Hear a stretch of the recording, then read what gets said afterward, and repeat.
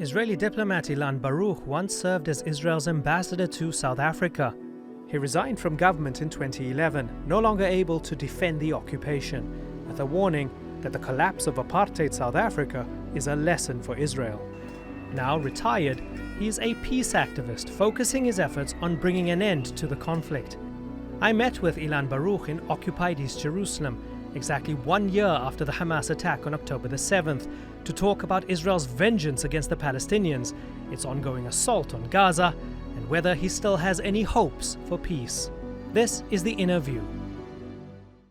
And Ambassador Ilan Baruch joins us now on the InnerView. Thank you very much for joining us, sir. Thank you for having me. It has been quite a year. Tell me how you've processed this year, especially as an Israeli diplomat, as somebody who was out there defending your country over all those years. Well, personally, my family, my friends, my intimate friends, my society, my neighborhood, the entirety of the Israeli society, we are all in deep devastation. The brutality that was unleashed on October 7th, exactly a year ago, was beyond any imagination. And it has ruined very much of what I was hoping to work together with my Palestinian partners on in order to promote a more reasonable, dignified peace relationship between the two societies. And it will take a generation before we can pick up again where we lost everything on October 7th. Brutality on October the 7th. How would you describe the days and the months and the year after October the 7th and the policy, especially with regards to Gaza? I'm horrified. I'm horrified by the disastrous response of Israel in Gaza. It seems that the immediate reaction in Jerusalem was to regain deterrence. To regain deterrence in the speediest possible way, and that could be done only in the use of the military force without limitations. And I think this has put Israel in a very precarious political and diplomatic situation. And I, myself, morally speaking, Israel should have chosen a different way to deal with Hamas. But it is very difficult to argue on that in Israel because we are in fear and in wrath of Hamas attack on us, particularly because children, elderly, women, disabled, Hamas attacked us on Israeli soil, not in the occupied territories. At what point does the wrath subside? I mean, more than 40,000 Palestinian deaths, more than 10,000 children, and so on and so forth. At what point is that out of the system? This will stay forever. That's biblical. Biblical. And I must say, we are preoccupied with the war itself, on the military manifestations of it. But in hindsight, the Palestinians and the Israelis were quarreling over the narrative. And Israel entertained in its own eyes the narrative of invincibility. And that has been shattered. On the Palestinian side, there was a narrative of multiple narratives, but what was the dominant was, let's go for a deal, a two-state solution. And we were all recruiting ourselves, I say Israeli activists, to embolden the Palestinian desire for statehood, self-determination, dignity on their own land, in spite of the Israeli tendencies for domination, for hegemony, for national supremacy, and the very far right nationalists are even talking about destroying the Palestinian hope for a future here. And we were hoping that we could move forward on that jointly, together with international attention to what's going on here. And we are not even square one.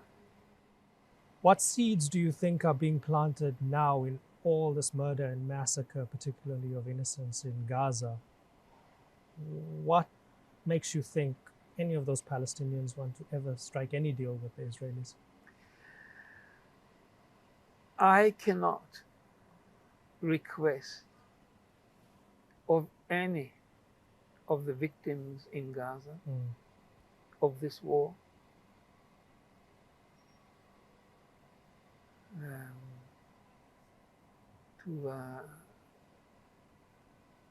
to get involved in some form of a peace process based on a reconciliation. So who does it? Who gets to decide?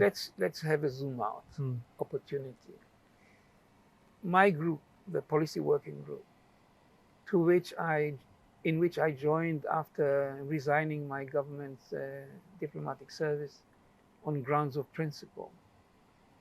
My group advocated, preached, is our international interlocutors, saying, listen, the Israel-Palestine relations as it is unsustainable. It cannot be based on the imbalance of power. Israel will never be able to use its force to coerce the Palestinians into submission. It will never happen. We need to develop a language that allows a dialogue. And the situation as it is requires a change, an engine of change. There are two engines of change possible. One is violence. We never thought of violence with this as it was on October 7. We thought more of the Second Intifada, which in itself was pretty much a very violent occurrence. Do you mean that the Israeli leadership felt, and maybe even Israeli society felt, that it could control or contain a sort of low-intensity violence? That was the language spoken to us every day. So the occupation can continue. You get a little punch here or there, but you can handle it. Containment. Either by military or by political maneuvers. And containment is not sustainable. And we say to our interlocutors, you cannot allow yourselves sitting on the fence and waiting for the two parties to sort out their differences by their own selves. It will never work. The disparity between Israel and Palestine is far too big, exponential. In a power sense.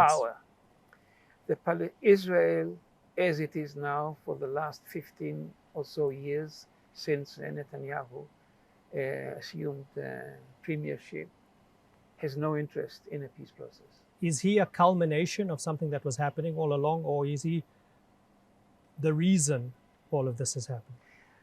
Well, Israel was exercising during the Oslo years an attempt to reach out to the Palestinians politically, not militarily. But Netanyahu, shortly after his arrival into government as prime minister, after he presented his first coalition and cabinet, that was in April 1st, 2009. And let me remind you and our viewers, that was a short while after President Obama assumed office in the White House, and his first visit overseas was to Cairo. And he spoke in the American University in Cairo, and he spoke about the Arab-American relations and amelioration of those relations, and he spoke of the two-state solution. You know, to give you a little detail there, a Hamas leader responded to that speech in Cairo and said President Obama sounded like Martin Luther King Jr. to him, and it gave him great hope for peace. Really? That's something to consider.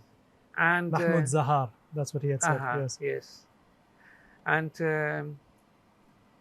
Netanyahu felt obliged to deliver a speech himself. He chose the most right-wing university at the time, Bar Ilan, and in June 2009, 2 or 3 months after the Cairo speech, he delivered a speech that was, in a way, the footprint of his view, of his perception of the Israel-Palestine conflict, and how can we move forward. And he said, and I'm using my words, but out of memory, he said, and this is key, and not too many people pay attention. He said, this is our land. This is, for 3,000 years, the bedrock of our society, the Jewish civilization. But, he says, we have to understand, we have to admit that on our land, there's another large community whom we do not want to govern, and we do not want to enforce our flag and our culture upon, the Palestinians. Now, no Palestinian leader, neither a Palestinian on the street, is or will be prepared to look at our conflict on the basis of the imbalance of a Jewish land and a large community residing on Jewish land. As second-class citizens. As second class. And there's a word for it. You learned it in South Africa. That is all. That is all in a crux. And you can actually draw a line, and Israel refuses to do that. But in my view, you can draw a line between June 2009 and October 2000. And it's only been going in one direction since then. And this is a linear line, because the Palestinian resistance to the Israeli domination on the basis of no recognition of the right of self-determination, that is the crux of it. Now, the truth must be said.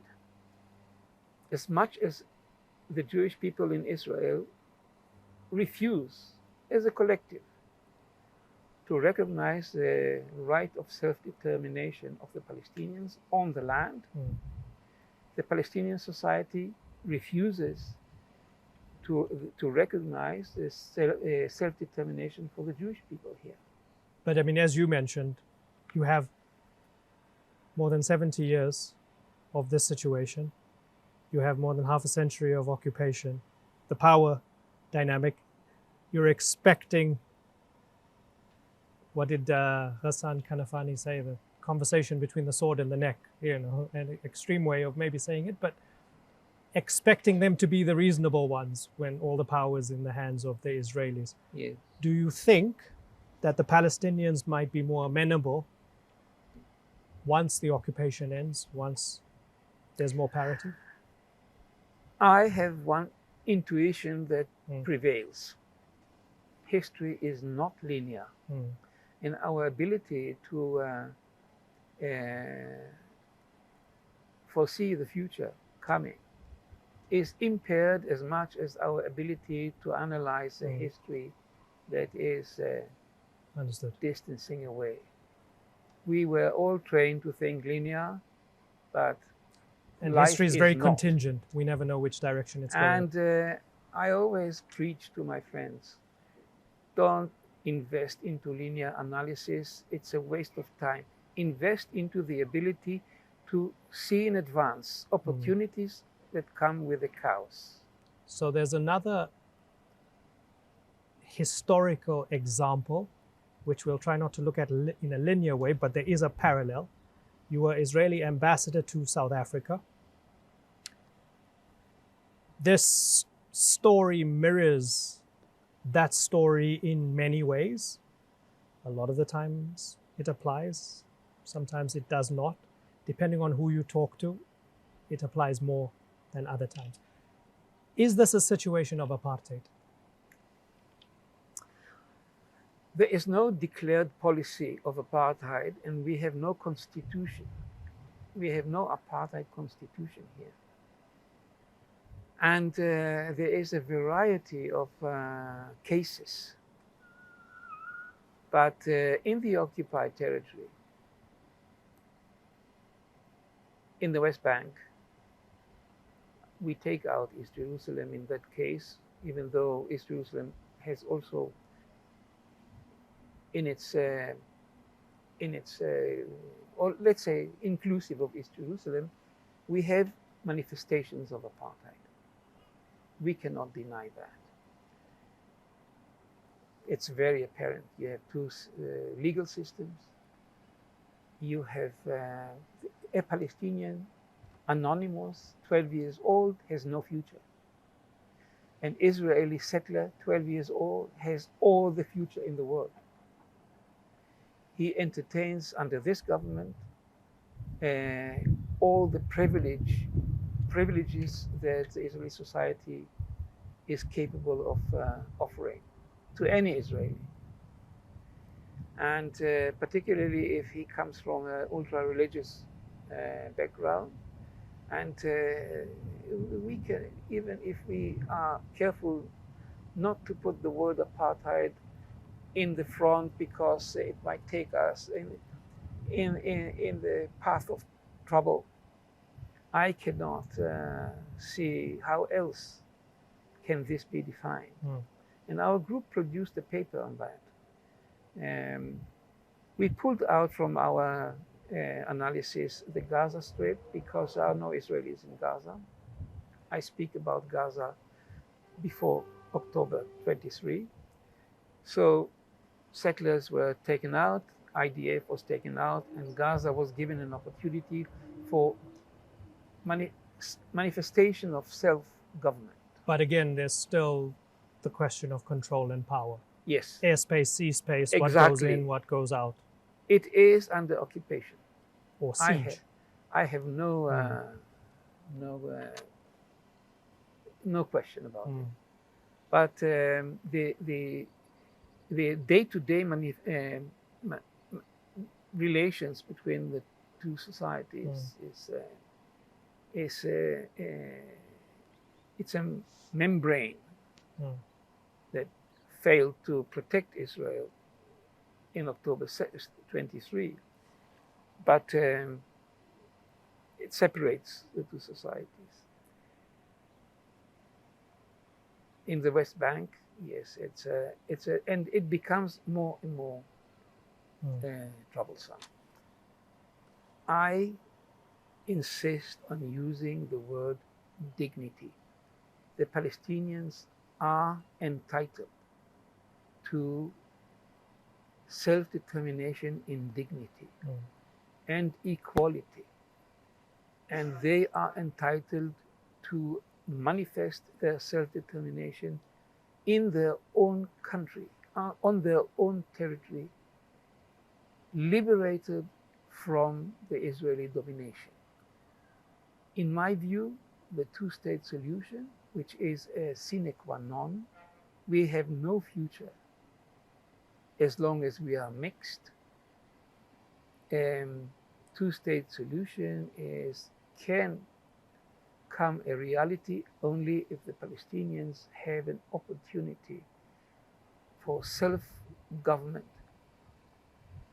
teach their children the way they want, run their country the way they want. Israel needs to grow up and remove itself you said from it will domination. affect, this past year will affect the next generation. So have you ruled out any peace with justice, any liberation with peace, or however you call it, dignity for the Palestinian people, freedom for the Palestinian people, and the Israelis living in peace? Have you ruled it out for the next 25 years? I am fearful of the results of this conflict that we are seeing now. I'm fearful of what is going on in Lebanon and of our relations with Iran. Again, if we do a zoom out, I think that Israel, regardless of the way it conducts its war, is gaining the upper hand. Iran is losing its assets, its proxy assets.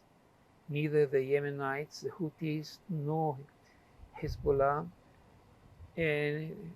are capable of putting Israel into a threat situation. Our alliance with the Americans has become more effective, and that is putting Israel in a new situation. If Israel, more confident of itself, will be prepared for a government change that will lead to gradual partition of the land and allowing the Palestinians to emerge as a separate political entity that is equal with Israel, then we pass the straits into a new opportunity.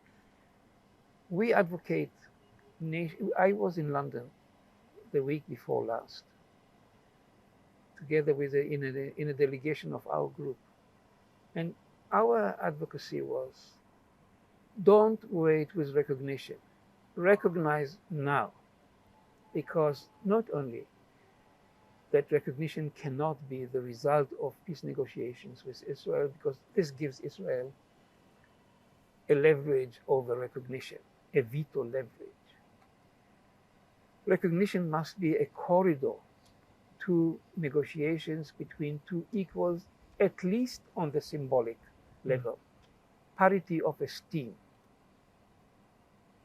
Palestine has no assets enough to push Israel into the negotiations room. Israel does not want to get there. Recognition might be one asset that changes this balance. But now, with the government here expediting annexation through settlements to the point that there will be no territory for a Palestinian state that is contiguous. And then what?